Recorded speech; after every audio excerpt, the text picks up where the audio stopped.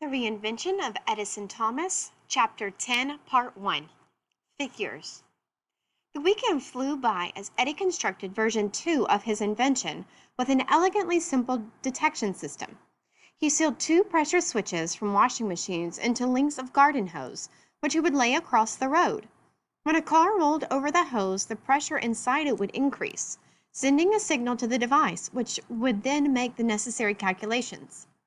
Version 2.1 had only one garden hose detector. Eddie had figured he could determine the time interval between when the front and back wheels hit the detector.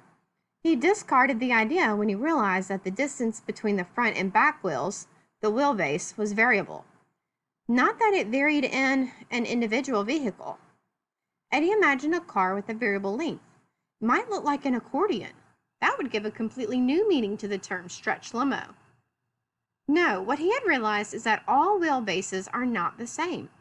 They can range from less than 2.5 meters for a subcompact to more than 2.8 meters for a full-size car, even more for a truck. Without knowing the wheelbase for each vehicle that passed over the detector, he couldn't determine the velocity. So here was version 2.2, which had two hose detectors. The front wheels of each car would pass over each of the two sensors. He could then measure velocity by dividing the time it took to pass between the sensors by the distance between the sensors. That distance would be constant. All that remained was to determine the threshold velocity and to build the alarm system itself. At first, he thought that a siren of some sort would work, but he decided on something quieter. He added a set of red light emitting diodes that he could signal to flash. The flashing lights could remind the driver to stop and alert any pedestrians in that area to impending danger. As an added touch, he rigged up a speaker to play a synthesized voice using parts from the talking toy computer in his junk pile. He had considered making it say something like, "Hey, you might hit some little kid, you dodo head." But he decided a shorter message was better. He settled on, "Stop," but the best he could do was, "Stop." And he was pleased with his new design, even though this version of the device was much bulkier than the previous version. 2 3-meter lengths of garden hose wouldn't fit into his backpack, so he coiled up the hoses and carried them over his shoulders.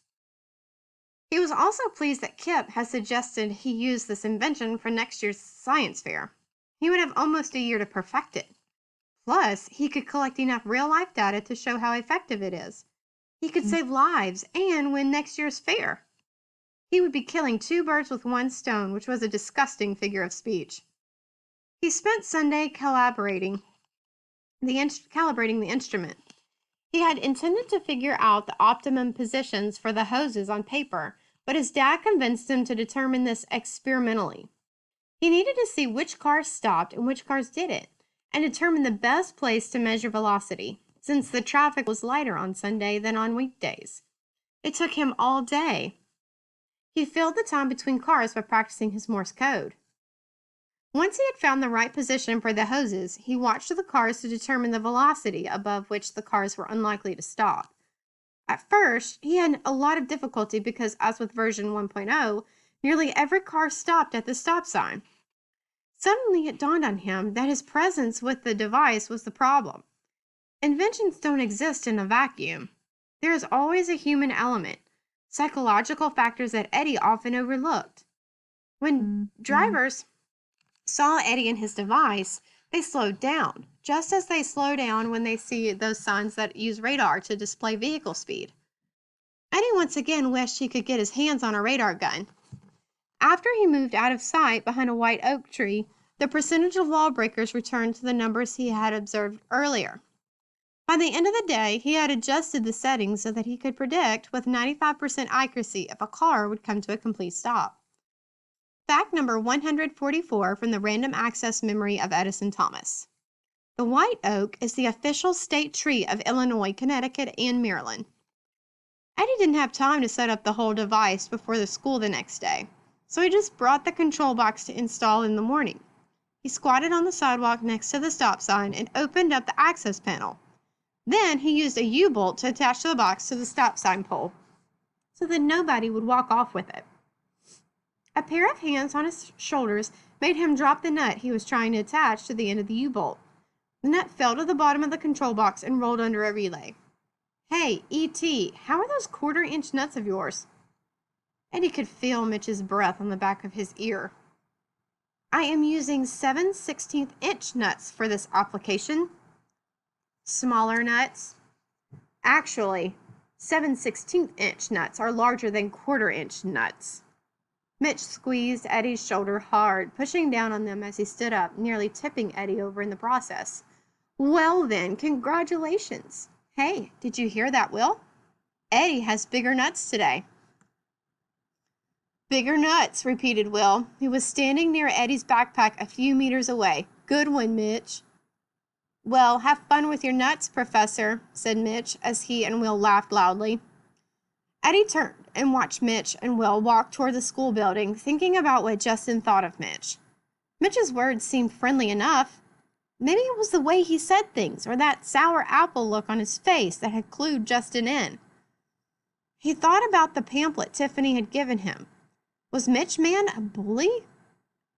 Eddie tried to fish the nut from inside the control box, but he couldn't reach it with his fingers. He removed the nut from the other end of the bolt to detach it, turned the control box over and shook it until the nut fell out. Then he had to reattach both ends of the U-bolt to the box. He finger-tightened the nuts onto the U-bolt, then replaced the access panel. The bell rang. Eddie slipped his nut driver into his back pocket, grabbed his backpack, and headed to school. Fact number 2 from the Random Access Memory of Edison Thomas. The coco de mer, a palm tree, native to the Seychelles Islands, produces the world's largest nut. The nut floats only after it has germinated. The morning was uneventful. Eddie was confident the new version of his device would work. After school, he would go home to get the detector hoses and install them. Eddie smelled trouble the minute he walked into the hall outside the lunchroom. They were serving fish sticks for hot lunch. On fish days, the smell in the lunchroom was so strong he couldn't bear to eat there. He turned around and retreated to his favorite quiet, fish-free stairwell. It was probably just as well that he didn't eat his lunch in the lunchroom that day. He had been trying to convince Justin to learn Morse code, and Justin was resistant to the idea. The last time Eddie brought the subject up, Justin had yelled at him, "Enough already!" Eddie still wanted to come up with a way to use Morse code. It wasn't worth learning a code if he couldn't use it with anybody. Maybe he could write his entire biography project in Morse code. But what if Miss Terwilliger, his English teacher, couldn't understand Morse code? She would probably give him an F. "Hey, Eddie, how are you?" A person with hair the color of malachite, copper carbonate hydroxide, had snuck up beside him. "Sorry I startled you. Don't you remember me?" Eddie blinked. "I'm Terry. You know, Justin's friend, the Tron fan." "Oh, hi." The green hair had fooled Eddie. He had thought Terry's hair was blue. He also had thought Terry was a boy. Her hair was very short for a girl, and she was wearing jeans and a baggy sweatshirt. Eddie took a deep breath and looked at her face. Since looking at people's eyes increased his adrenaline and activated his fight or flight response, he looked mostly at Terry's mouth and nose. Eddie decided that, yes, Terry was indeed a girl. "What are you doing here?" asked Terry. "Nothing." "Why aren't you eating lunch?" asked Terry. I will. I cannot stand the smell of fish in the cafeteria." "It is pretty gross." "Fish smells really bother me, even if someone is eating a tuna fish sandwich near me. Justin sometimes has tuna fish for lunch." "Did you tell him?" "Tell him what?" "That his sandwiches bother you." "No, I just try to think about someone else or move away." Eddie had thought about some solutions to the problem. A nose plug might work, but it would look conspicuous and people might tease him about it. "If you told Justin that tuna bothers you," continued Terry, "I'm sure he could bring something else." The idea hadn't occurred to Eddie. "He sometimes has bologna. That does not bother me at all." Well, there you go, said Terry. And here I go. Have to get this video to Miss Copeland. What is it? Terry looked at the cover. It's called Sea Squirts and Lancelots, our Cordic cousins. Fascinating stuff. Eddie was surprised that Terry thought sea squirts were interesting. He wanted to ask her a question about sea squirts, but when he looked up, she had headed up the stairs and turned the corner. Eddie sat down on the bottom step of the stairwell for his gourmet meal. He unzipped the front pocket of his backpack to get his quickie meal bar. He reached in and was surprised that his fingers wrapped around an object too large to be a quickie meal bar. He pulled it out and looked at it. His arm felt as if it had been instantly plunged into liquid nitrogen and frozen solid. The cold crept up his arm and spread through his body. If he moved, he would shatter. It wasn't a quickie meal bar at all. It wasn't even food. It was a flying tiger Roman candle. After what seemed like minutes, he thawed enough to be able to shove the Roman candle quickly back into his backpack. He shivered a little. Eddie zipped his backpack and looked around to make sure nobody had seen him. Fireworks were strictly forbidden at school. Mr. Benton had a zero-tolerance policy. If anyone caught him with the Roman candle, he would be suspended automatically, no exceptions.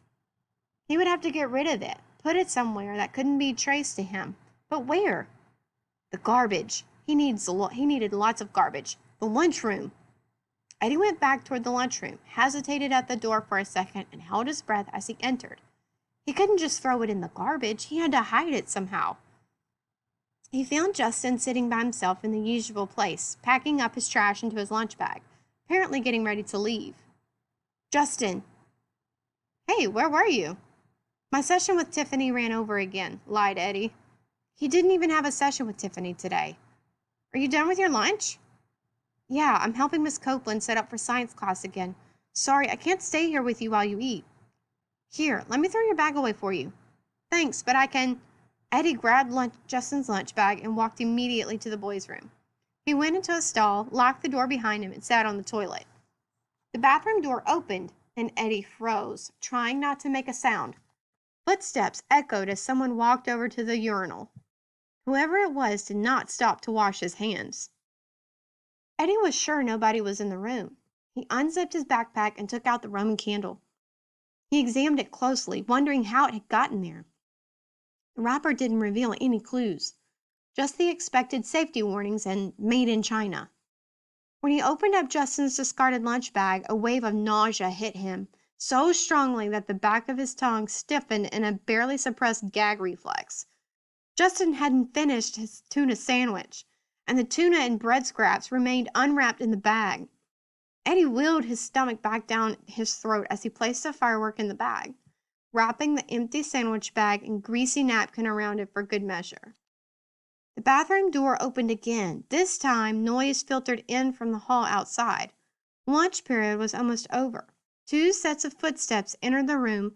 Again, the door opened. More footsteps. Some conversation about the upcoming football game at Drayton High. Eddie was motionless. It got quieter, but Eddie wasn't absolutely sure he was alone. He zipped his backpack as quietly as he could. He flushed the toilet before he left the stall, so as not to raise suspicion in case somebody was there. Then he scrubbed his hands very thoroughly to remove both the tuna smell and any traces of black powder that might betray him.